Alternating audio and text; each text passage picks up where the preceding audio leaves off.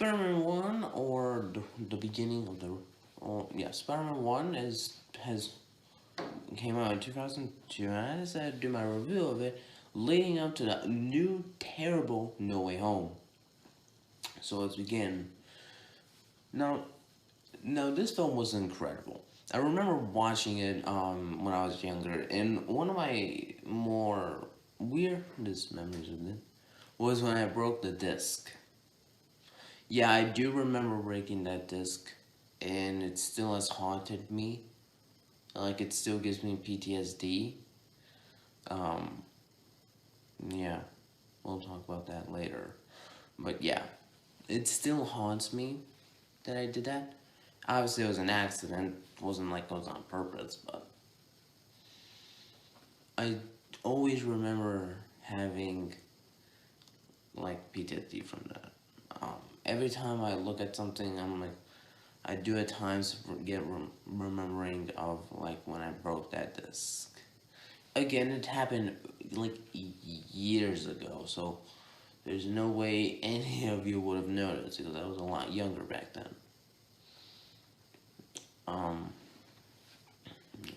One thing I really liked about this film was how it decided to be as similar to the comics but trying to tell its own thing. That's something I always appreciate when you're trying to be accurate to the comics but also trying to do your own thing. I feel like that is something that the Marvel Cinematic Universe is failing. They're never trying to create their own little thing because it's just getting to a point of just stupidity. I mean, Marvel movies nowadays are just these weird, crazy, terrible CGI, terrible fight scenes, comedic movies nowadays. They're like these action comedies. That doesn't work that well. That doesn't work. Um, and that's something my show will not incorporate. I'm not incorporating the MCU films because I feel like I will be using like some of the actors, obviously, but I'm not incorporating their style. Because if you look at how they are written and the tone, and you compare that to my show, especially the trailers for my show, you can clearly tell there's a complete difference, and that's why I'm not incorporating them into it. Now back into Spider-Man. One thing I always appreciated was how it was able to develop real world problems and try not to make it scary. Because this was meant more, well, I guess this was more meant for teenagers, etc., but I think some kids were watching it as well, etc. I do love how dark the film is. I'd rather have superhero films be darker, more brooding, more depressing stories than these happy, shitty stories, at least. Because it gives more um, development for the story, like the story development. You're seeing why people are being this way, and it gives you a real world symptoms. That's something I appreciated about Bryan Singer's X-Men films, the Nolanverse, the Arrowverse, specifically Arrow and the Flash, and of course the Raimiverse, is that even though they were fiction, they were always trying to incorporate at least something real life, giving you the sense that what you're seeing is real, even if it's fake. And that's something I appreciated about all of these. They're always about comic book movies that were like meant to be darker and more realistic. Not like what the MCU does, and that is never show you anything except just the same thing over and over again. That is something I always appreciate about Sam Raimi and Bryan Singer.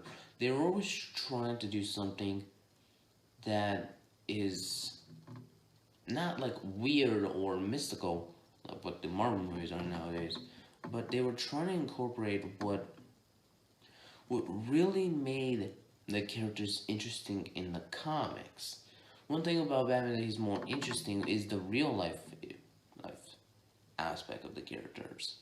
Like the mental disorders, there are people like Poison Ivy in real life, you know that? Yeah, there are some people that actually think that plants are actually people and talk to people and hates humans. It's kind of scary, right? I myself have some actual problems. Um, I have anxiety problems. I have mental problems as well. Not to say like poison ivy or scarecrow, but more like the not average one. Like you just constantly think about it and you can't stop thinking about that type of issue. Obsessive compulsive disorder, I do occasionally have, etc. You see, there are types of disorders that they try to incorporate with some of the characters in their films, like in the from at least in the comics of it. And that's why in the film version you see they're crazy. That is something I appreciate about filmmaking nowadays. And so because of that, I have to give Spider-Man an A. I think, or an A plus, if in case you're wondering. I think Sam Raimi did a great job with the character development of the character. He did the best. And it's funny because this has better CGI than nowadays. Like, look at Thanos, for instance, as compared to this. You're like, man, 2002 had far better one. Even X-Men from 2000 had better one.